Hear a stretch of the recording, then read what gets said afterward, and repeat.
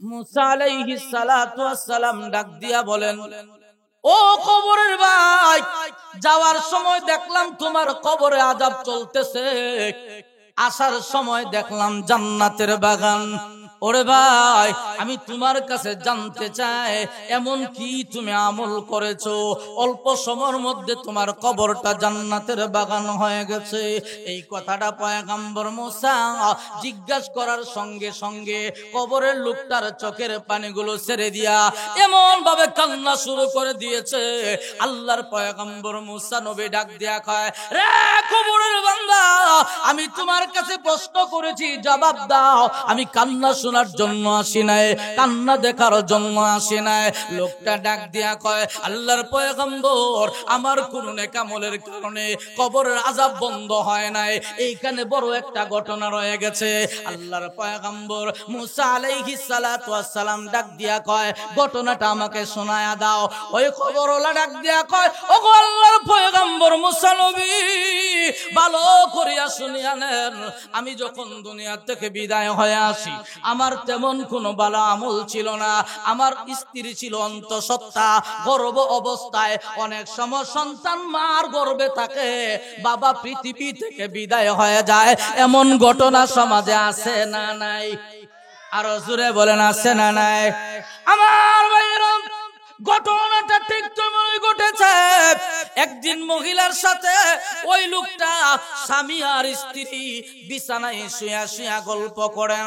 বুঝানোর জন্য বলি, রে বাবা, কারো যদি দুইটা মেয়ে সন্তান থাকে, পরের বার যদি স্ত্রী গর্ভবতী হয়, অন্তঃসত্ত্বা হয়, মনের ভিতরে অনেক প্রশ্ন জাগে। বিবিরে জিজ্ঞাসা করে স্বামী গিয়া, ও বিবি গো, এই গর্ভের সন্তানটা যদি ছেলে হয়, নাম রাখবা কি?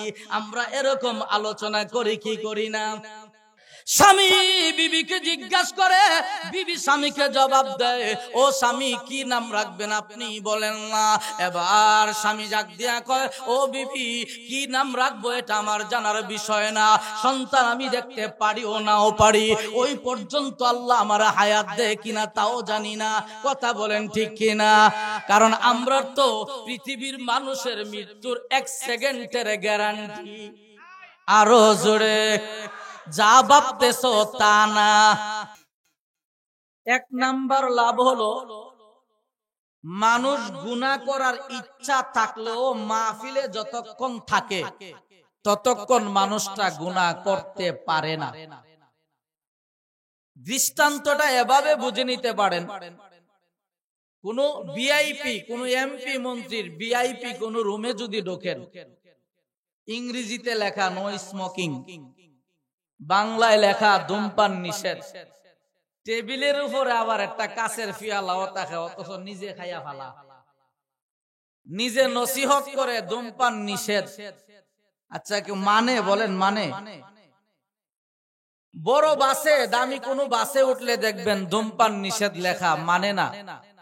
রাস্তার মোড়ে দোকানের উপরে লেখা বিড়ির রাজা আকিস বিড়ি, লেখা নেই?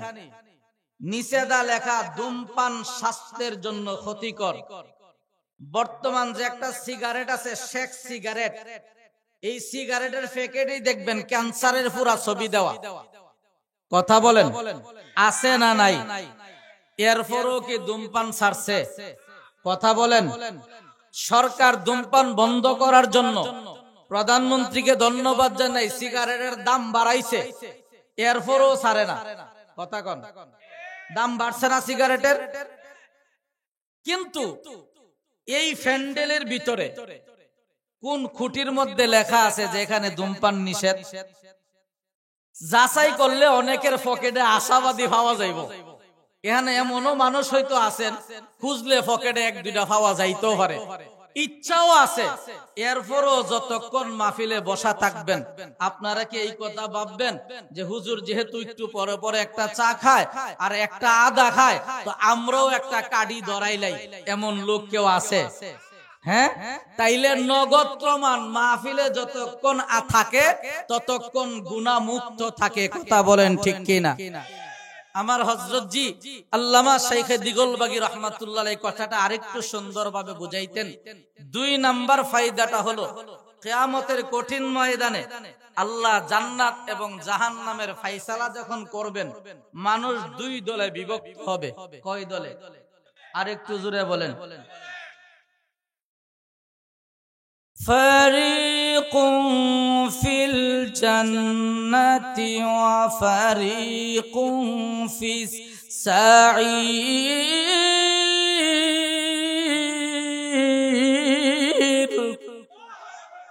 আল্লাহ বলেন একদল জান্নাতি, একদল জাহান্নামী। একদল জান্নাতি আর একদল জাহান্নামী। জাহান্নামীর কাতারে এমন একজনকে দেখবো যে আজকের মাহফিলে যিনি ছিলেন অথবা ফরদাবাদ আশপাশে কোনো মাহফিলে কোনো কাজ নাই, ও সময়টা নষ্ট করবো না, যাই উলামায়ে কেরামের জবান থেকে দুই একটা কথা শুনি, একটু গিয়া ফায়দা হয়। এই মাহফিলে বসা ডিসেম্বরের 13 তারিখ রাত্রের বেলা সন্ধ্যার পরে উলামায়ে কেরাম বয়ান করতেছেন, আপনি দিল থেকে আজমতের সাথে বয়ানটা শুনতেছেন, আল্লাহ দেখেনি। আরেকটু জোরে বলেন। কিন্তু লোকটা তো জাহান্নামী। আল্লাহ ফেরেশতারে বলেন, ফেরেশতা সে তো আসামি জাহান্নামী, কিন্তু আমার মন চাইতেছে তাকে জান্নাতের মেহমান বানাইতে। আরেকটু জোরে বলেন। কোনখানের জান্নাতের মেহমান? ফেরেশতা কইল আসামিরে কেমনে দিবেন, আগে তো দোষী হইলে হইতারে না, নির্দোষ প্রমাণ করণ লাগবো। আমার হযরত জি কথাটা এইভাবেই বলতেন, একজন ফেরেশতা আসবে, আয়েশা তার একটা কিতাব দিবে, দিয়া বলবে খুস কিতাবাকা ওয়া ইকরা, ধরো তোমার কিতাব তুমি পড়ো। সুবহানাল্লাহ। দুনিয়ার একেবারে মূর্খ যিনি, সেও ওই সময় পড়ার মতো ক্ষমতা আল্লাহ তাকে দান করবে। আমার ভাইয়েরা, ফেরেশতা যখন তার হাতে এই কিতাবটা দিবেন আর বলবেন খুস কিতাবাকা ওয়া ইকরা, রে আল্লাহর বান্দা ধরো পড়ো। এই গ্রামের আব্দুর রহমান, আব্দুস সাত্তার এই কিতাবটা হাতে নিয়ে পড়া শুরু করে দিবেন। তার আমলনামায় এত নেক দেখবে, একবার লোকটার দিকে তাকাইবে, আরেকবার কিতাবের দিকে তাকাইবে। লোকটা যখন তার হাতে আমলনামার কিতাবটা দিয়া চলে যাবেন, এমন সময় ডাক দিয়া বলবে মান আনতা, আপনি কে গো? বিপদের দিনে জাহান্নামী হয়ে গিয়েছিলাম, জান্নাতের ব্যবস্থা করে দিয়েছেন, আপনার পরিচয়টা দেন। আমার ভাইয়েরা, ওই সময় লোকটা ডাক দিয়া বলবেন আমি একজন ফেরেশতা। এই গ্রামের আব্দুর রহমান যিনি মাহফিলে আসছেন, উনি ডাক দিয়া বলবেন ভাই ফেরেশতা একটু দাঁড়াও, এই নেক আমার না। এইগুলো শোনা কান্দা ফিসা হুজুর রাহমাতুল্লাহ আলাইহি নেক বলে আমার নামে রেজিস্ট্রি হয়ে গেছে। এইগুলো আল্লাহ মাহমুদ শফি রাহমাতুল্লাহ আলাইহি বলে আমার নামে রেজিস্ট্রি হয়ে গেছে। ফেরেশতা জবাব দিয়া বলবেন আব্দুর রহমান, এই পৃথিবীর মানুষ ভুল করতে পারে, কিন্তু আমার মহান আল্লাহ কোনদিন ভুল করে না। আপনার নামের জমিন আরেকজনের নামে রেকর্ড হওয়া সম্ভব, বলে আরেকজনের নামে দলিল হওয়া সম্ভব, কিন্তু আল্লাহ কোনদিন ভুল। আমার ভাইয়েরা, এবার আল্লাহর বান্দা ওই ফেরেশতাকে ডাক দিয়া বলবেন ও ভাই ফেরেশতা, এমন নেক যদি আমি অর্জন করে থাকি, আমি তো জানি আমার এত নেক নাই, এত নেক যদি আমি অর্জন করে থাকি, কখন করছি, কোন দিন করছি বলো। আমার ভাইরা, এমন সময় ফেরেশতা ডাক দিয়া বলবে ও আব্দুর রহমান, ভালো করিয়া শুনিয়া লাও, 13 ডিসেম্বর মঙ্গলবার দিবাগত রাত্রে ও বান্দা, হাজার হাজার মানুষগুলো আর্জেন্টিনার সাপোর্ট করবে, বিভিন্ন ভাবে সাজাইতে আছে মঞ্চ। আর্জেন্টিনা যদি জিতে নাচবে গাইবে। ও বান্দা, আর্জেন্টিনার খেলার দিকে তুমি ভ্রুক্ষেপ করো নাই। টেলিভিশনের দিকে নগ্ন মহিলার সুন্দর ডান চলতেছিল, ওইটাও তাকাও নাই। সন্তান টেলিফোন দিয়েছে বিদেশ থেকে, আব্বা ডাক দেয়া কয়, সন্তান আজকে আমাদের মহল্লায় মাহফিল আছে, আজকে কথা বলবো না, আগামীকাল তোমার সাথে কথা বলবে।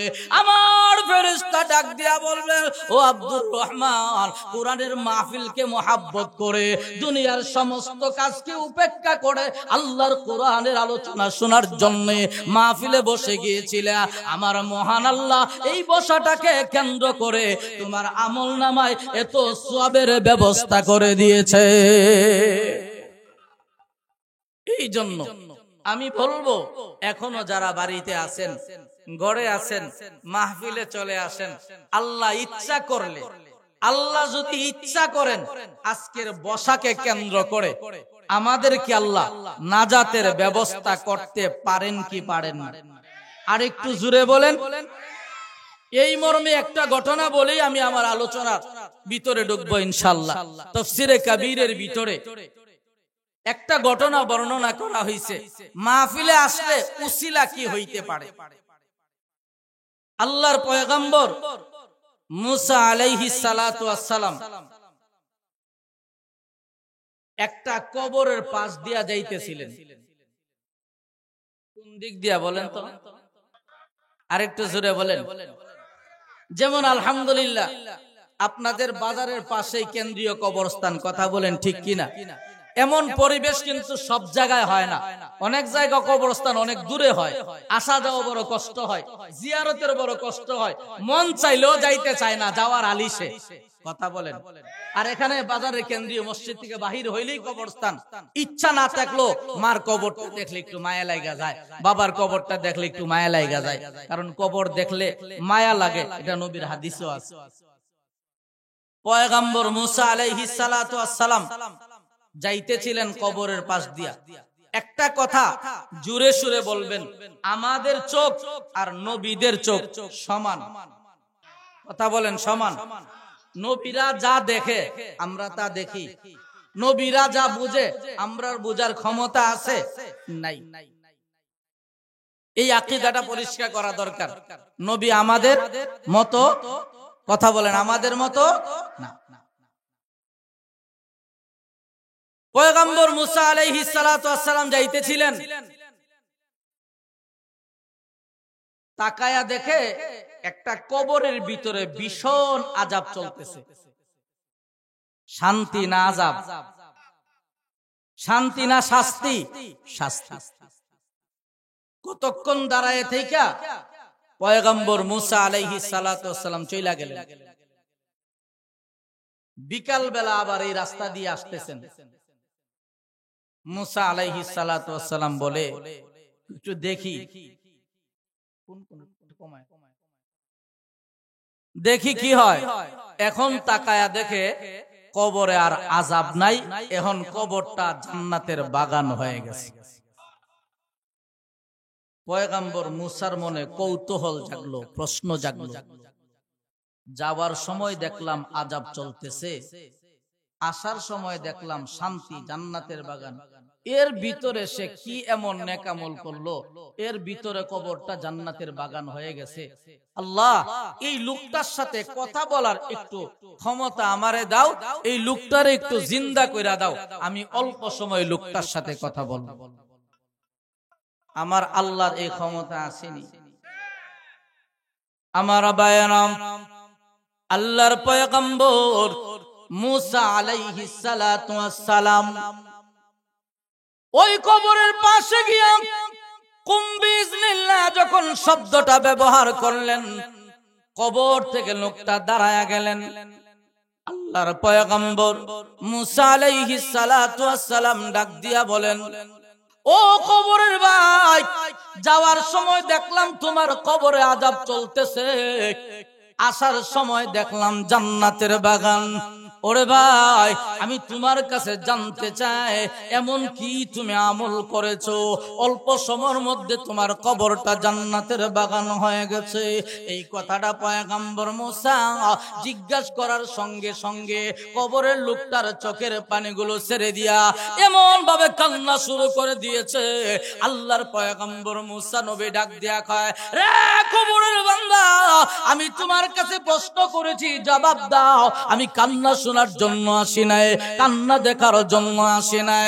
লোকটা ডাক দিয়া কয়, আল্লাহর পয়গম্বর, আমার কোন নেকামলের কারণে কবরের আযাব বন্ধ হয় নাই, এইখানে বড় একটা ঘটনা রয়ে গেছে। আল্লাহর পয়গম্বর মুসা আলাইহিস সালাতু ওয়াস সালাম ডাক দিয়া কয়, ঘটনাটা আমাকে শোনায়া দাও। ওই কবরওয়ালা ডাক দিয়া কয়, ওগো আল্লাহর পয়গম্বর মুসা নবী, ভালো করিয়া শুনিয়া নেন। আমি যখন দুনিয়া থেকে বিদায় হয়ে আসি, আমার তেমন কোনো ভালো আমল ছিল না। আমার স্ত্রী ছিল অন্তঃসত্ত্বা, গর্ভ অবস্থায়। অনেক সময় সন্তান মার গর্ভে থাকে, বাবা পৃথিবী থেকে বিদায় হয়ে যায়, এমন ঘটনা সমাজে আছে না নাই? আরো জোরে বলেন, আছে না নাই? আমার ভাইয়েরা, ঘটনাটা ঠিক তেমনই ঘটেছে। একদিন মহিলার সাথে ওই লোকটা স্বামী আর স্ত্রী বিছানায় শুয়া শুয়া গল্প করেন। বুঝানোর জন্য বলি, রে বাবা, কারো যদি দুইটা মেয়ে সন্তান থাকে, পরের বার যদি স্ত্রী গর্ভবতী হয়, অন্তঃসত্ত্বা হয়, মনের ভিতরে অনেক প্রশ্ন জাগে। বিবিকে জিজ্ঞাসা করে স্বামী গিয়া, ও বিবি গো, এই গর্ভের সন্তানটা যদি ছেলে হয়, নাম রাখবা কি? আমরা এরকম আলোচনা করি কি করি না? স্বামী বিবিকে জিজ্ঞাসা করে, বিবি স্বামীকে জবাব দেয়, ও স্বামী, কি নাম রাখবেন আপনি বলেন না। এবার স্বামী জাগ দিয়া কয়, ও বিবি, কি নাম রাখবো এটা আমার জানার বিষয় না। সন্তান আমি দেখতে পারি ও নাও পারি, ওই পর্যন্ত আল্লাহ আমার হায়াত দেয় কিনা তাও জানি না। কথা বলেন ঠিক কিনা? কারণ আমরা তো পৃথিবীর মানুষের মৃত্যুর 1 সেকেন্ডের গ্যারান্টি। আরো জোরে, যা ভাবতেছো তা না, সময় ফুরায়া যাবে। কথা বলেন ঠিক কিনা? আল্লাহ বলেন, ইযা জাআ আজালুহুম লা ইস্তাখিরুনা সাআতাও ওয়ালা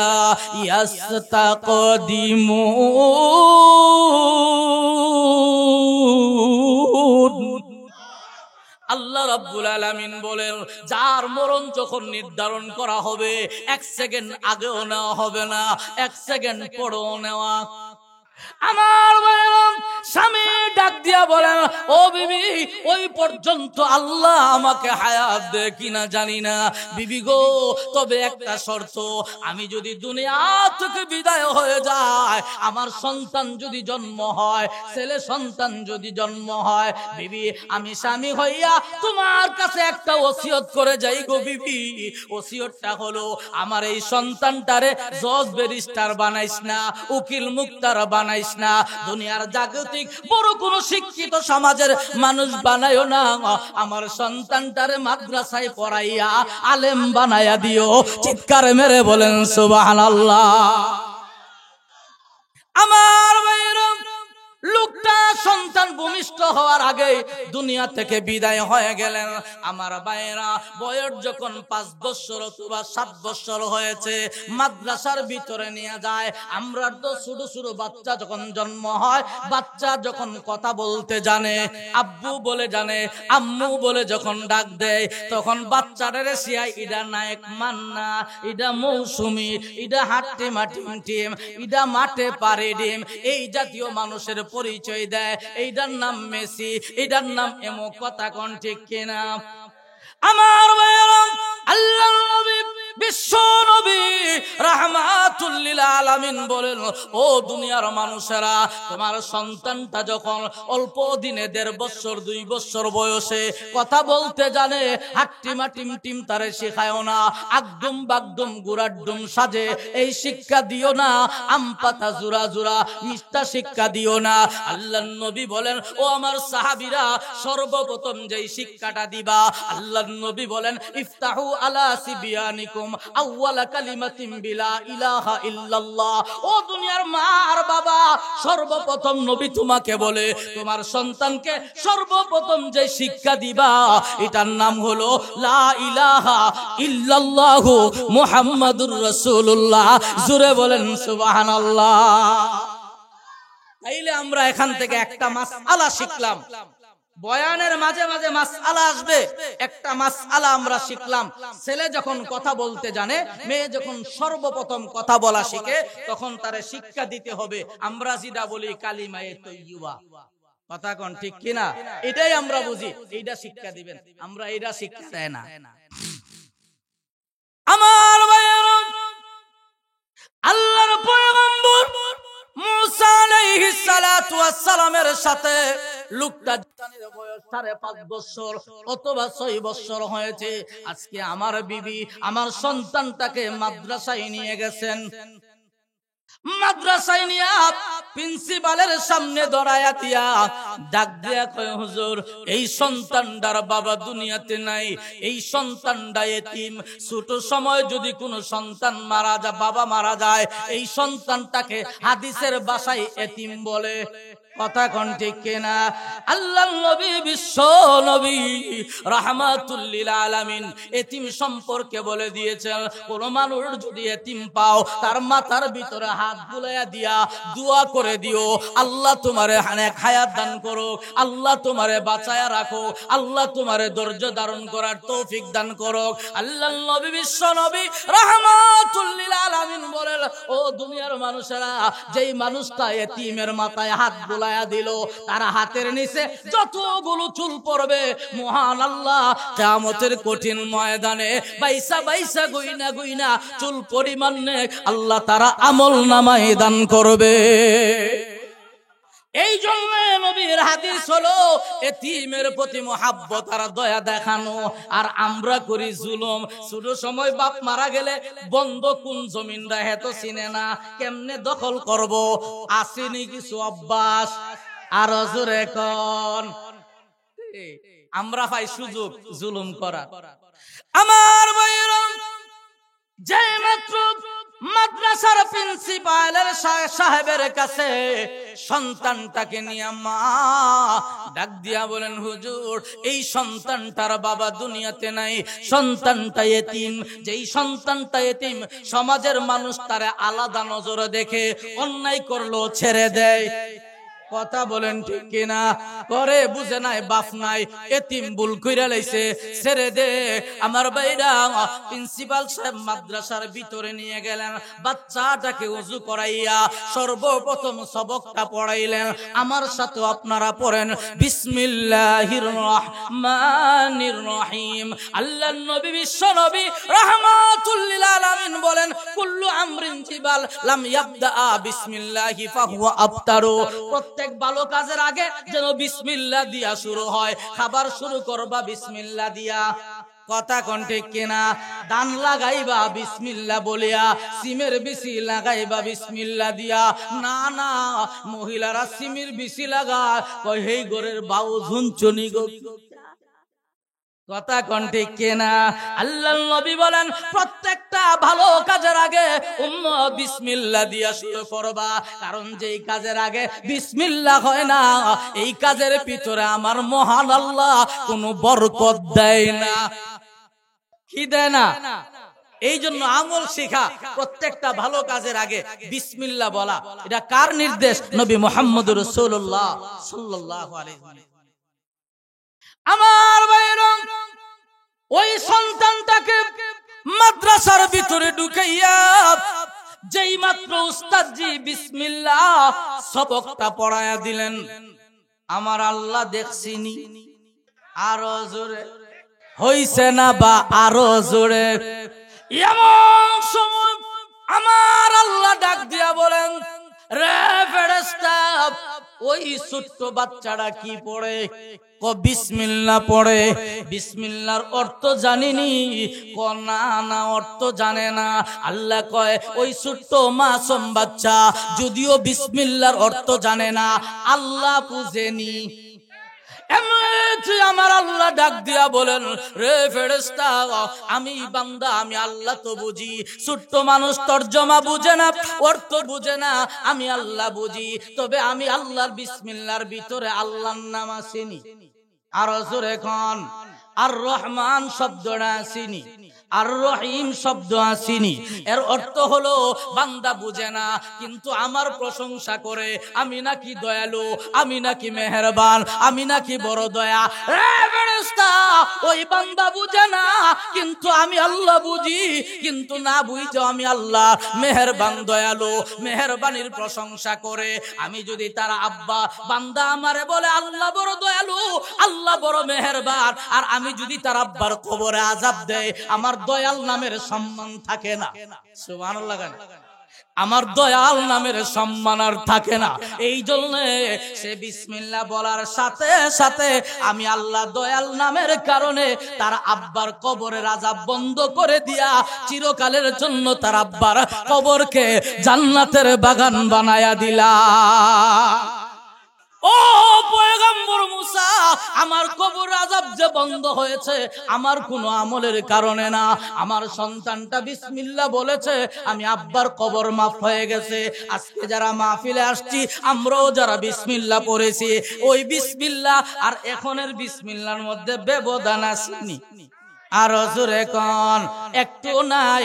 ইয়াকিনের সাথে যদি এখনো পড়েন, আমার দৃঢ় বিশ্বাস আজকে যারা আমরা মাহফিলে বসে গিয়েছি আর যারা বিসমিল্লাহ পড়ার তৌফিক হয়ে গেছে, আমার মনে হয় পর্দাবাদের কবরস্থানে আমাদের আব্বা আম্মা যারা শুয়ে আছে, আমার মহান আল্লাহ আমাদের আব্বা আম্মার কবরের আযাব বন্ধ করার ক্ষমতা আছে না নাই?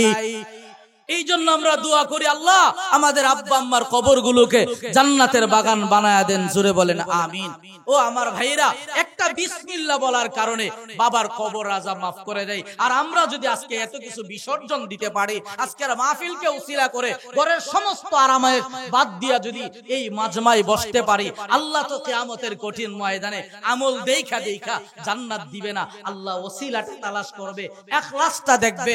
ইখলাস যদি ভালো হয়, বসাটা যদি আল্লাহ কবুল করে, আল্লাহ আমাদের নাজাতের ব্যবস্থা করে দিতে পারে। কথা বলেন ঠিক কি না? আসলে মাহফিলে বেশি মানুষ হইলেই মাহফিল কবুল এমন না, অল্পর ভিতরে মাহফিল কবুল হইতে পারে। কথা বলেন ঠিক কি না? আল্লাহর কাছে কবুল হওয়ার জন্য ইখলাস শর্ত, অন্য কিছু শর্ত না, শুদ্ধ নিয়ত শর্ত। নিয়ত যদি সহি হয়, আল্লাহ অবশ্যই কবুল। ছোট সময় বাজারে ডুল ফিরাইতো আগে, এখন তো যেই মাইক, আজকে 2 দিন ধরে ওয়াজের মাইকিং চলতেছে, এমন আওয়াজ, এক একজনের নাম এমন ভাবে বলতেছে মনে হয় যে জমানার ইমাম এহজন আলেম। কথা কোন ঠিক না বে ঠিক? আরে বাবা, এমন ভাবে প্রচার প্রসার মনে হয় যে এই মৌলানার দেশও নাই। এরপরও মানুষ আসে না যে এই কথাটা বুঝাইতে। ছোট সময় ডুল ফিরাইতো আর কইতো ইমুক জায়গায় গরুর হাট জমবে। আপনারা দেখছেন নি? আমরা ছোট আছিলাম, মাইক ছিল না, ডুলে ডুল বেরাইতো আর কইতো, আমরা পিছনে দৌড়াইতাম আর কইতাম আরো জোরে বলেন, আরো জোরে বাড়ি দেন। তো ডুলি জবাব দিত, আস্তে বললে যেই টাকা, জোরে বাড়ি দিলে সেই টাকা। কারণ আমারে বইলা দিছে 5 টাকা দিব সারাদিন ডুল ফিরাইলে।